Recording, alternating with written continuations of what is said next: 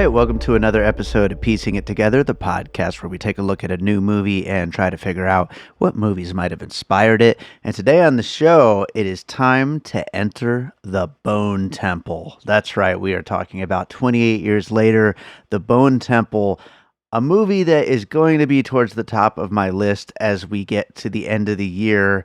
But you all allowed to fail at the box office. I don't understand it. This movie did not do very well, but I loved it. And as I've mentioned before, we did a live show on 28 Years Later last year.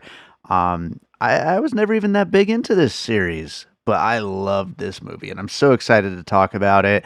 I'm sure this will live on as a cult classic, but today I am talking with filmmaker Nick Roth about The Bone Temple. We get into a lot of great puzzle pieces here. That's coming up in a second. Before we get to it, I do want to remind you, as always, to make sure you are subscribed to Piecing It Together wherever you listen to podcasts.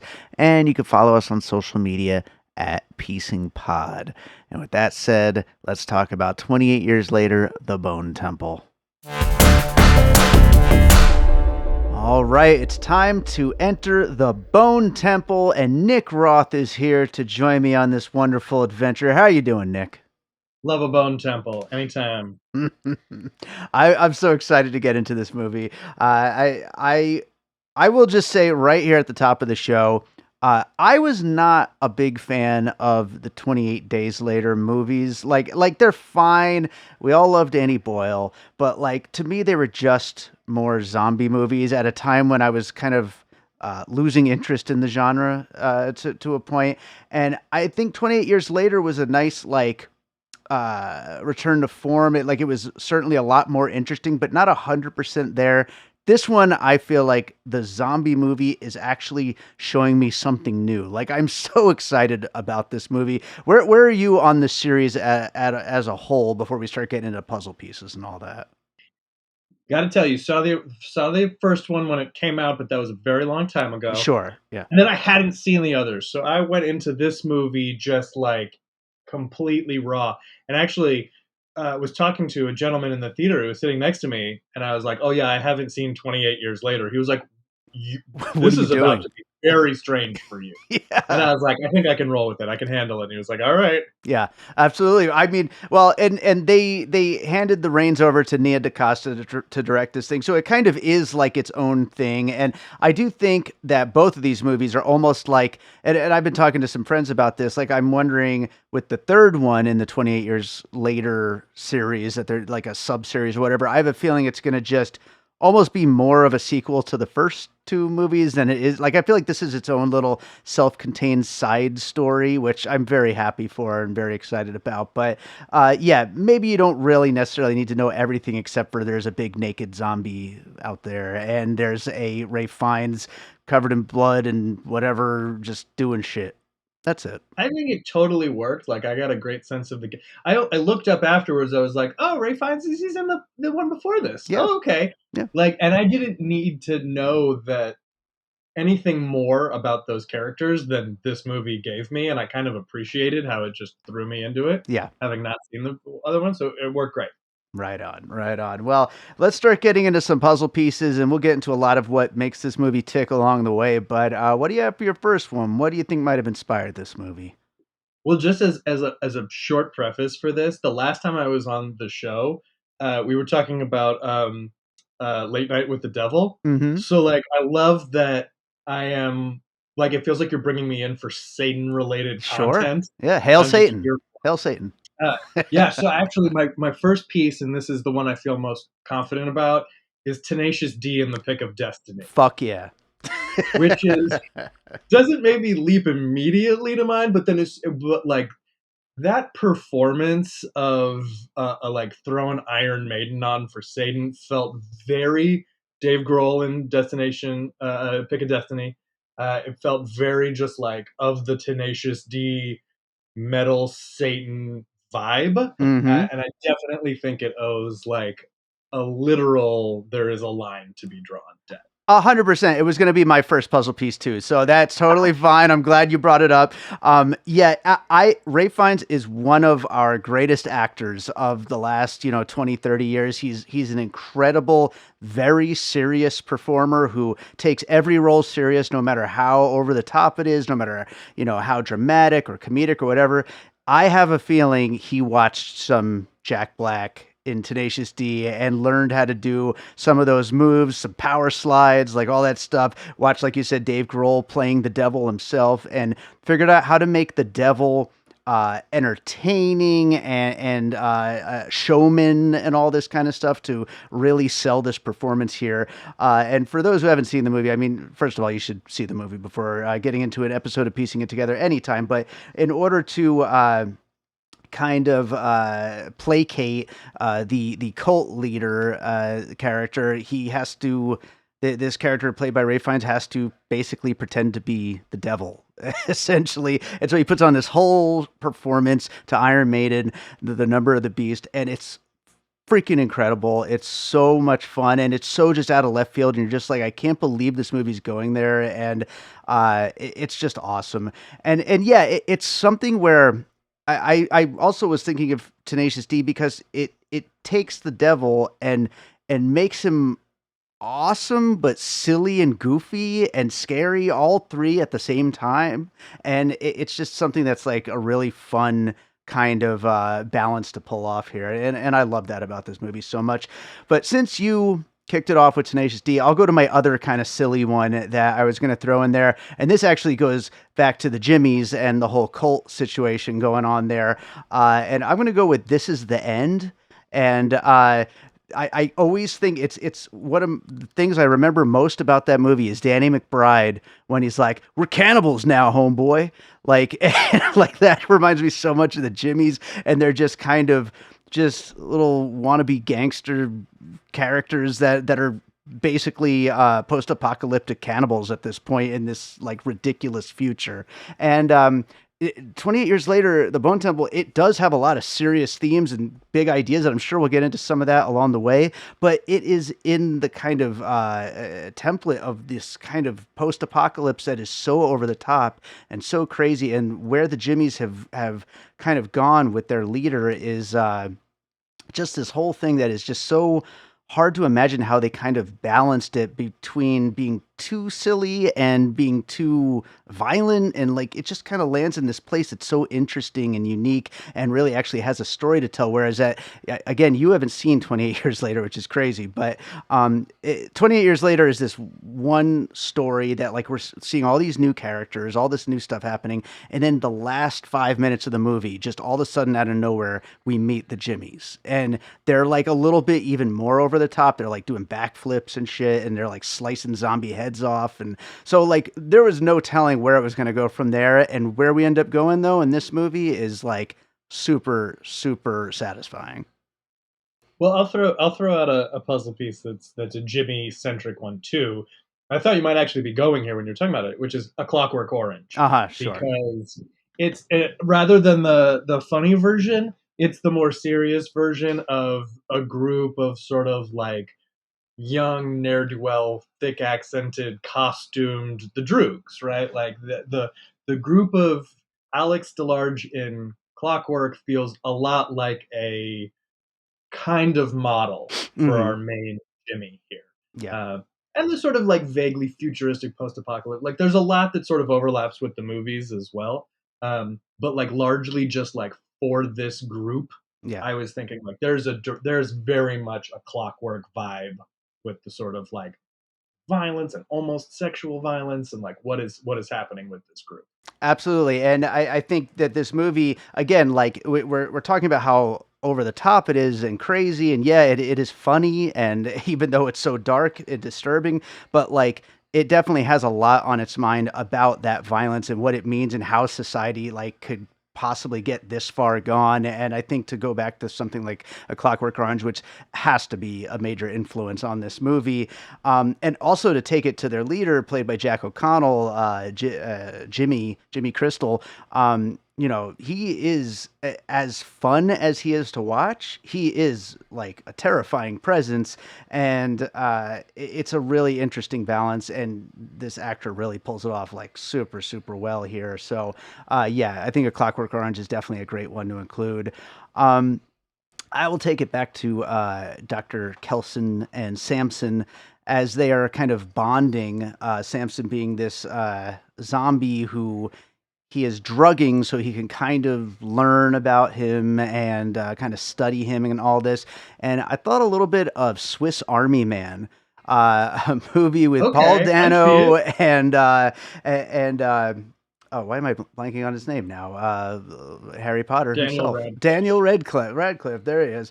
Yeah, as a corpse, and it's just the two of them, and they're out in the middle of nowhere, and it's this very weird, strange friendship that is like, between essentially like a kind of inanimate character, like because he has no bodily function whatsoever, and this other person who may or may not be losing their mind a little bit from the isolation of where they're at. And yeah, it's a very strange friendship, almost a bromance in a way between the two of them as they just kind of hang out and shoot the shit, even though one of them is basically dead already. And the Samson character is fantastic and really fascinating. And I'll get into it some more in my next puzzle piece, but like that whole relationship is just really interesting stuff going on there.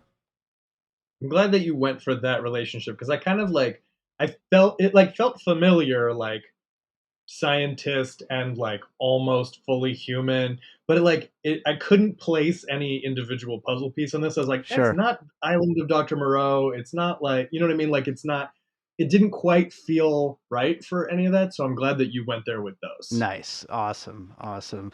Well, what do you got next? Okay, third puzzle piece, different thing. This is sort of like overall vibe is Rosemary's Baby. Okay. And the reason I want to go Rosemary's Baby is because and it's quite different obviously, but this entire like so much of the sort of suspense of like what's happening with the Jimmies like relies on this question like they think he's is he they're wondering whether he's really connected to the devil or not. Hmm. Right, and so much of Rosemary's Baby turns on this, like, question, like, is this just a is there a cult involved? Is it supernatural? Is it like, what is happening? And so, like, that kind of, like, is it the devil? Is it somebody pretending to be the devil? Is there a cult that is worshiping the devil? Do they know that it's a cult? Do they really believe in the devil? Like, so much of that felt like it animated this that I was like, there definitely is a little bit of Rosemary's Baby vibe anytime there's a Satan cult, there kind of is, but I Sure. felt like there was something going on there akin.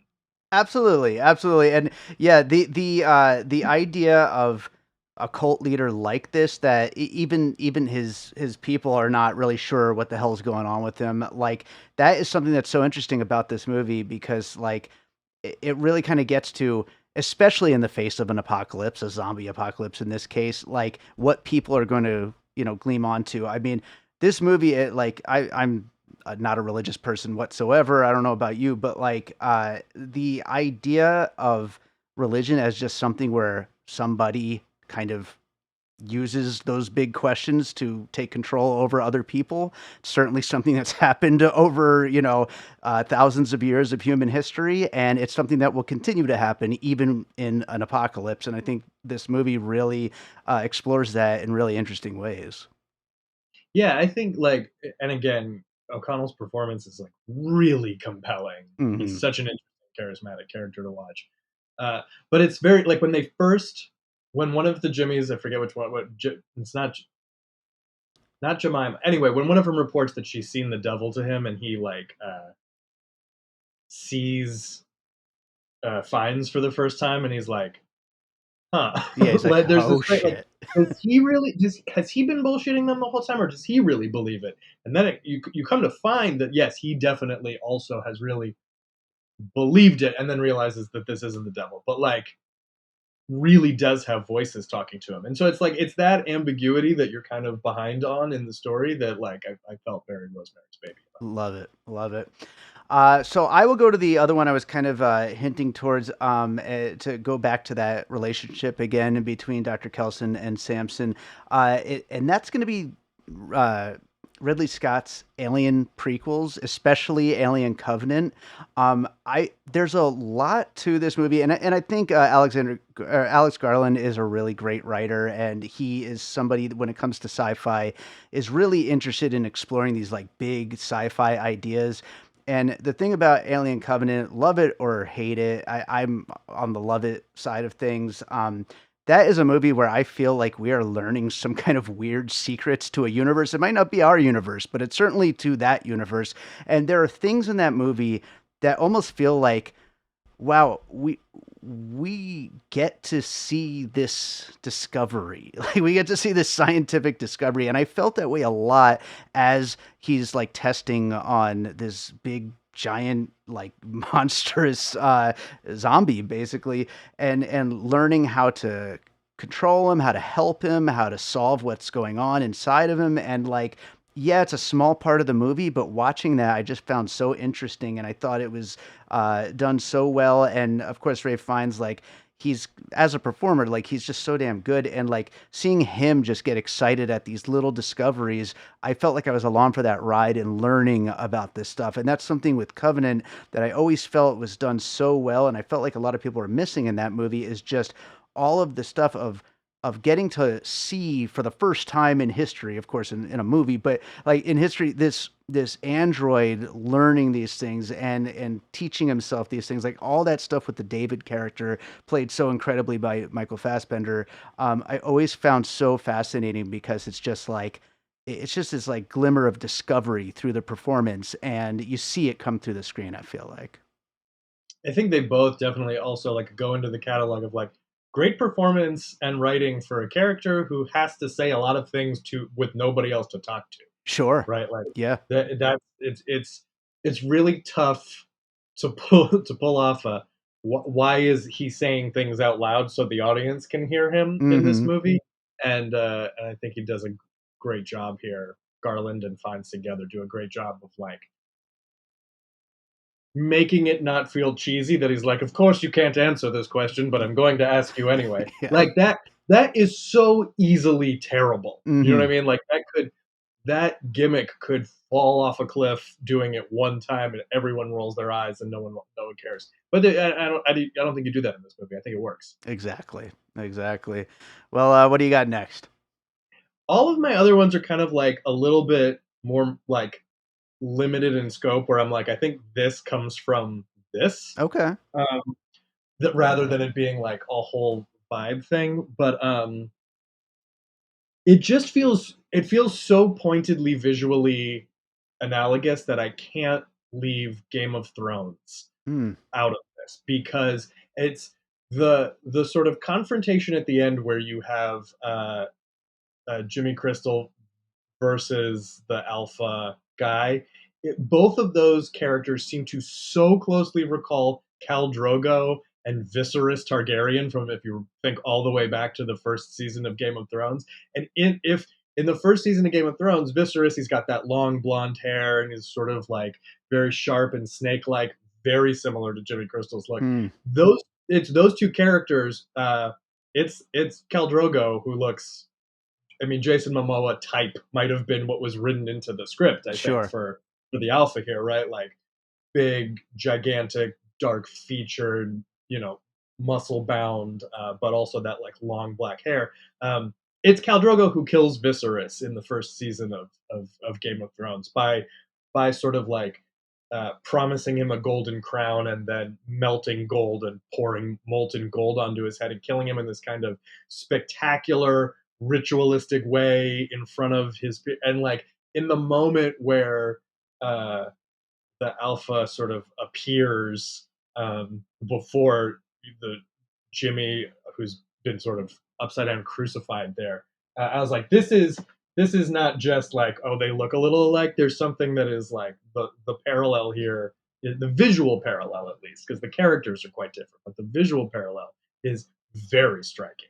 Yeah, I wouldn't be surprised if there was some kind of callback to that, or like to that idea of that kind of a matchup between these two. So that's a I think it definitely might be interesting. unconscious, but like that whole dynamic in the first season between those characters is very much this like sort of cult leader wannabe guy in Viserys Targaryen. Again, same hair. It's like they're all wearing Viserys Targaryen wigs Yeah, in this movie versus this kind of brooding, like almost animalistically strong leader who then eventually takes him out. Right. So it's like it's the dynamic and the visual thing right there. for sure, for sure. Well, speaking of, I was in my last puzzle piece. I was talking about love it or hate it movies, like those Alien prequels.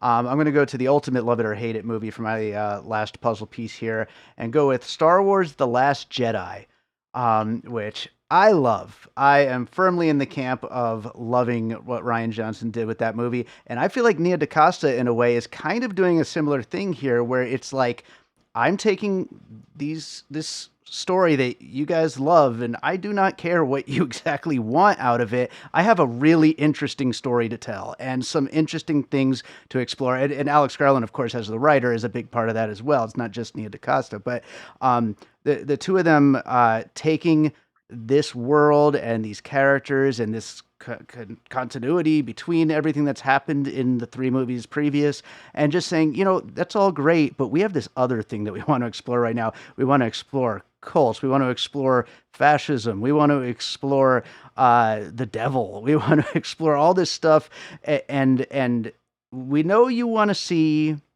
Killian Murphy come back, and we'll give you a little taste at the end. Whatever, sure, whatever. But give us these 90 minutes because we have something really cool to do. And I feel like The Last Jedi is such a great story on its own that just who cares? I personally I like it more than any of the other Star Wars stuff, but I think it has a much better idea of its own existence of something worthwhile to talk about versus just here's some more Star Wars, boom, boom, boom.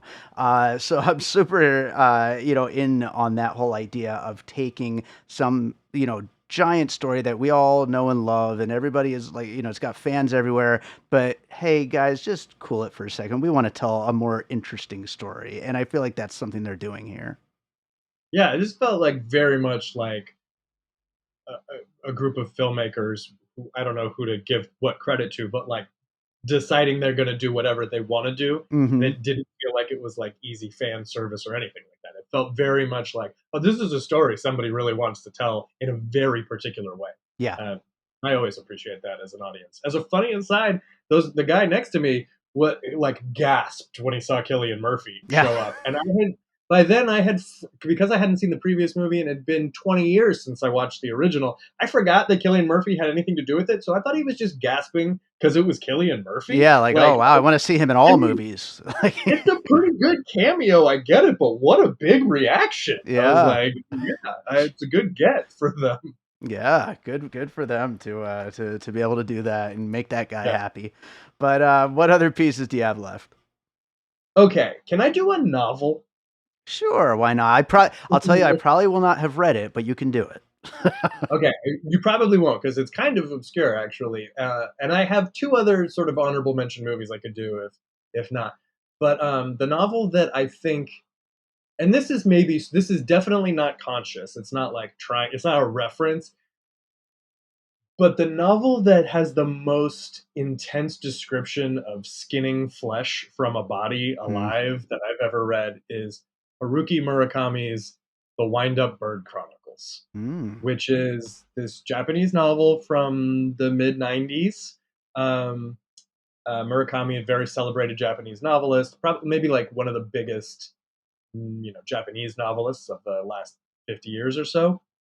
And the novel has a lengthy flashback into like some of the Japanese occupation of China, and there is like a long and one of the most like difficult things I've ever read sequence where they talk about these um, occupying Japanese forces in Mongolia who who are skinning this guy alive in front of this other guy, and is he going to get skinned alive?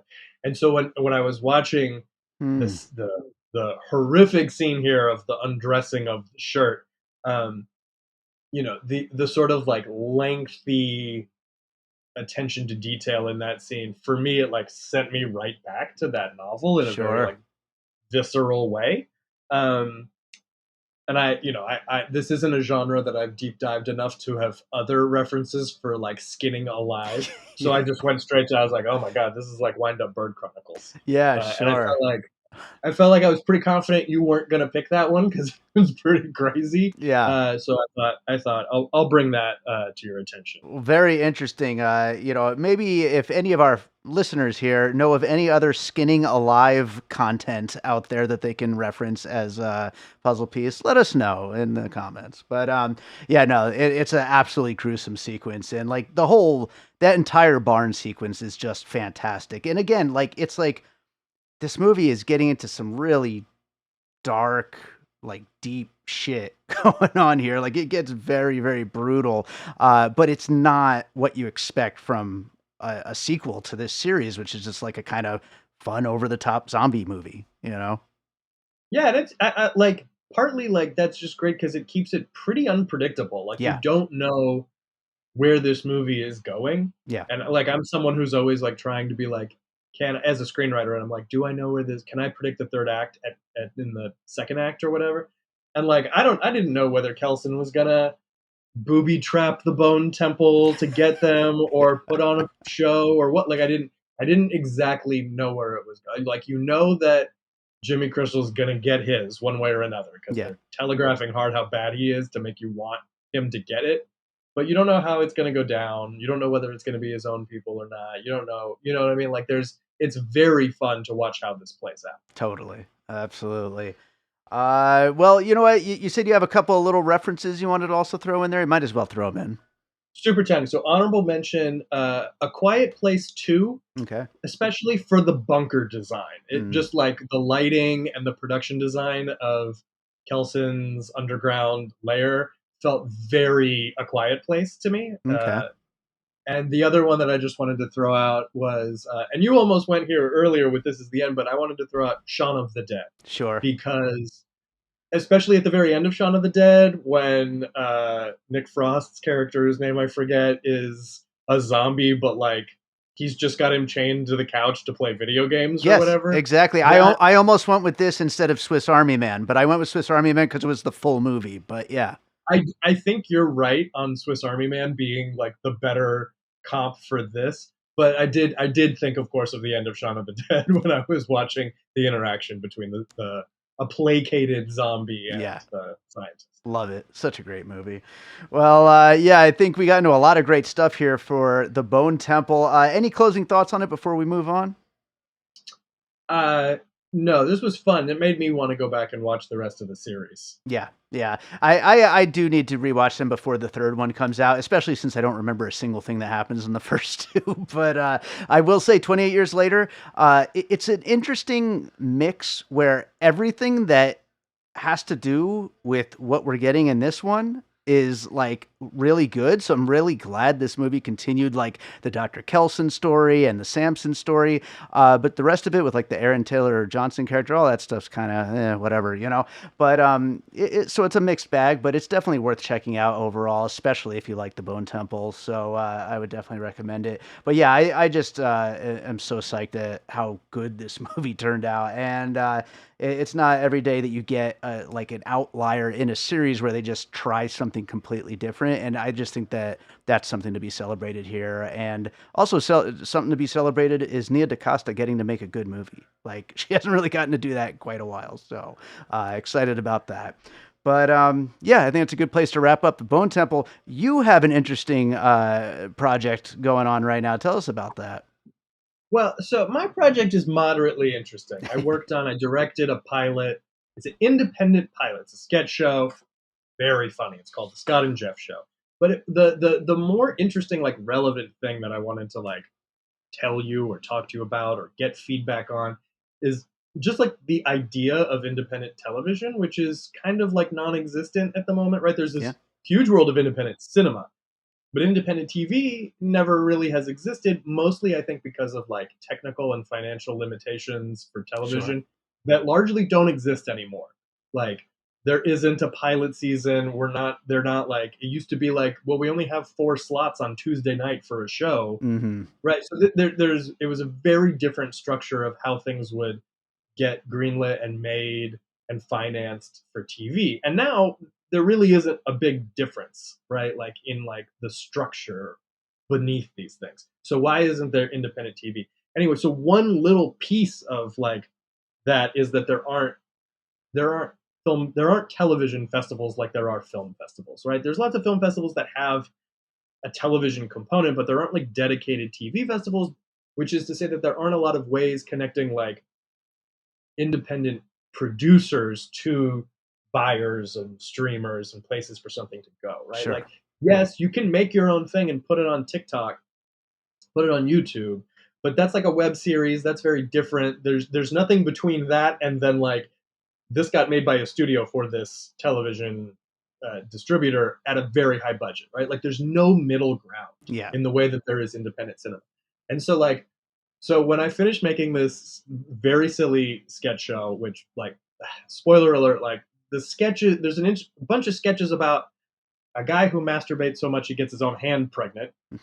And then we have like a very graphic birth scene of like a hand giving birth to a baby, Nice. which I'm very proud of. All right. Lot of blood, lot of prosthetics, a lot of looks for the fact that we just like a group of like a half a dozen of us made this ourselves. Like looks great, looks as good as the substance. Is Wonderful. what I was saying the whole time while we were shooting it. That was when the substance was getting like the Academy Award for Nice. best makeup nomination, and I was like, ours looks just as good as this. So anyway, we made this incredibly silly thing. It's like, what do you do with it? How do you get it out there? We sent it to every like festival that made any sense, and we didn't get into any of them except the very prestigious, the one and only New York Television Film Festival. Which, if you Google like, hey, what do I do with my independent pilot? The first thing that comes up is like there is one prestigious elite film festival for TV only, and it's New York. So we were very excited we got into that. Assumed that just because we must have gotten into the best one because they're the only ones smart enough to know how good we were. Sure. Sure. Um, and then it very quickly found out that that festival was actually a scam. That festival had became defunct, and then some charlatan had just taken the name and pretended to be it and started his own festival. Um, and you know, he was sort of like writing abusive emails to different filmmakers, and he was. It turned out that the theater in New York that he had booked, the kind of well known, the SVA, which is a sort of big theater, like he had actually booked it under a fake name because he was banned from that theater, and like a lot of different shenanigans before he accidentally emailed because he was trying to get everybody to like give him $1,000 to rent the theater basically. Of course. And these are people who had gotten into his festival, which cost like $85 to send your film to, right? Yeah. Your TV show, your pilot. He emailed everybody together and accidentally didn't BCC them. So what happened was all of the invited filmmakers got onto a thread together, immediately kicked him off, and were like, well, let's just organize our own festival because we could do this. Hell and yeah. of course they could. Who else better to throw a film festival and be able to pull that together in 2 weeks than a bunch of like renegade television producers Exactly. who all made their own show? Yeah. So very successfully, they launched what became called the Network 26 New York Television Showcase.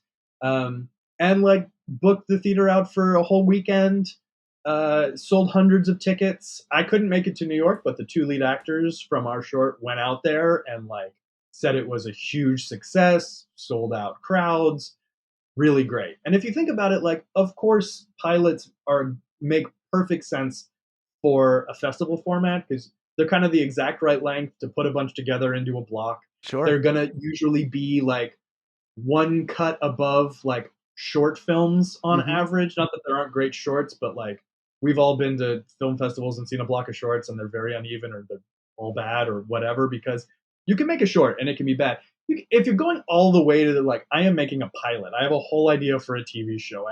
I might have a Bible. I have like it's a whole thing.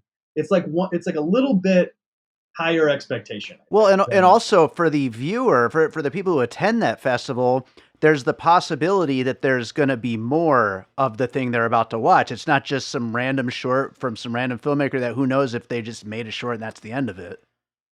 Yeah, exactly. Like there's a lot of reasons why to do this. And as far as I know, like Los Angeles, where I live, does not have one. And I'm like, we need to bring this here. Maybe I'm gonna try to convince them, and maybe I'll help. Or if no one else wants to do it, I'll have to do it myself. Like we need like a Los Angeles independent television festival that's just pilots. Like, because why not pilots? Pilots are great. Like I love pilots. I like watching extra. Like I love them. I read them. Like everybody knows this format, and it's a really cool one. Makes sense for a festival. LA has 50 kind of bogus film festivals. I'm Like we could sure. have one television festival. So that's my sort of pitch. I love it. I love it. And yeah, it's such an interesting thing. And like you said, like why not? Like there are so many people out there who, especially with how big TV is nowadays, and it's so weird that gulf between, what's on Netflix and HBO and like versus just throwing something on YouTube. Like there's got to be a middle ground for people who are serious and that are actually producing a real pilot that should be on some kind of a network or whatever. So I think it's a great idea to be able Yeah, to put it out there, and especially if you're going to make an entire series, you need that collaboration. You need, to be able to meet other people that are like interested in that kind of thing. So that's exactly the film festival to be at, is one that's focused on that. yeah. I think that like the age of streaming has at least opened up like an opportunity where it would make sense to do. Like we could have actual production companies, so it's bigger than just like me and my friends, like being creators, being content creators, putting stuff out ourselves. Production companies that are going to ultimately sell stuff to streamers, right? Hmm. Because like that exists for cinema, and at the moment there's not really any difference besides the episodic or serial like nature. Like there's going to be more. There's not really a huge amount of difference between how that should work with film and with television. So like Sure. definitely people could be making more pilots out completely outside the studio system. People could be making more serialized content. There's a few people doing it. Mark Duplass is doing it, right? He's also, I think, launching a film festival. I think in Austin to do for a television festival. Like this is coming. I think like necessarily, Hmm. especially as the overall sort of world of the studios and is going to be in this contraction. I think for longer than most people are. A lot of people are like, oh, it's maybe we're only a year or 2 or 3 or 4 years out. It might be 5 or 10. I mean, it could be 20 years. Like I don't know. Like Yeah. I think that we need to, if we want like cool, weird, outside the box TV shows, like we could be just making them, Yeah. and small companies could be making them. And then there may be enough buyers now in the landscape that people would be like, yeah, this could go on, you know, Hulu or Tubi or Pluto or Plex or Peacock or HBO buys it. Like there, those companies aren't. There isn't a world where they're being hooked up with buying this kind of like mid-range content, but it could exist. Like why not? Yeah. I completely agree. It sounds like a really great idea. So what about your own work? What else are you working on right now? Anything you want to share? Just writing a lot of stuff. Like I mean, I'm sort of in a rewrite on a very fun Lifetime movie thriller, Nice. which is like a gender swapped indecent proposal, which is Hmm. very fun. I'm also writing. I'm in development with a producer on my Hanukkah horror movie, Dreidel. Not Hell, sure if I ever told you about that Killer Dreidel movie. hell yeah. Love that. Uh, and I'm writing a disaster film. A friend of mine came up with an idea that I was like, "That's the best idea you've ever had." Hmm. But then he sat on it for many, many years, and I was like, "Can I take a stab at this?" He was like, "Okay, go for it." And it's the idea is just, what if one day all of the domestic cats on Earth started getting bigger? Oh, this is the best movie of all time. Like It's I'm called it's called Big Cats. It's just all the cats are getting bigger, and then once they get really big, it becomes like a true disaster movie. So you I was like, absolutely have to put my cats in this movie when it gets made. I was like, I don't. The only thing I haven't figured out is like I don't know how I feel about AI cats. Like I'm very anti AI, but I was like, I might let AI make cats because Yeah. Yeah. uh, Yeah. I don't think we'll be able to afford the number of cats No. that I want and the number of animal wranglers. Yeah. In the first TV movie that I wrote, we like my writing partner and I got put a snake in it. We were like, they're never gonna let us have this snake in a Lifetime movie, Mhm. and they did. And then we had like, but that was like a, it's a big deal because that means there's two snake wranglers and like a snake in a car, and it's a whole thing. I was like, I don't think I'm gonna be able to pull this off with because there's a lot of cats in Wow. this movie. I am looking forward to this movie, Nick. It's going to be great. Tell people where they can find you and everything you're up to. I am back on social media at the one true Nick Roth on Instagram and TikTok, and you can just find me as my name on LinkedIn. Awesome. Well, Nick, thanks so much for coming back to the show. Glad we were able to do this one, and hopefully we'll talk to you again sometime soon. I appreciate it. Thank you so much. Next time I come on, I want it to still have to do with Satan. We'll find a Like, movie, I am sure. keep me in mind for something, but like not like on the nose, like something vaguely Satan. Sure. We'll make it happen. All right, so I hope you enjoyed that conversation about 28 years later, The Bone Temple. Thank you to Nick Roth for joining me on that one, and thank you to all of you for listening. If you're enjoying the show, make sure you are subscribed. We got a lot more podcasts on the way.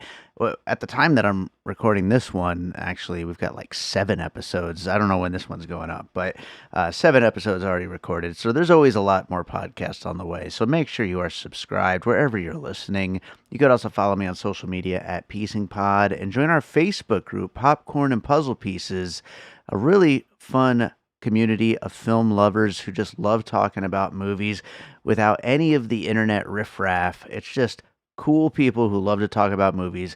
No Jimmys involved. There's a couple of people named Jimmy, but no Jimmys. No internet trash monster people. Come join the Popcorn and Puzzle Pieces Facebook group. Also, don't forget, we do have a Patreon, the Produced by David Rosen Patreon, where I post bonus and advanced content from Piecing It Together, Awesome Movie Year, and from my music career. Lots of great stuff in advance at patreon.com/bydavidrosen. So, speaking of my music career, it's time to close out with a piece of music. And I was trying to think, do I have anything that sounds like Iron Maiden? But I don't think I do. I could play a Roaring Lions song, but that would probably get a copyright strike since it literally uses not a sample, but like literally just a complete rip of Future Real. So I probably shouldn't play that. That would be a good one, but plus I don't really like playing my comedy rap stuff anyway. Okay, never mind. I'm just gonna play a random awesome piece of my instrumental music. This is from my album Missing Pieces. It's called Kaleidoscope. It's pretty rad. So yeah, this will be a good way to close out the episode since I don't have any Iron Maiden to play for you. Hope you enjoy it, and we'll be back with more Piecing It Together real soon.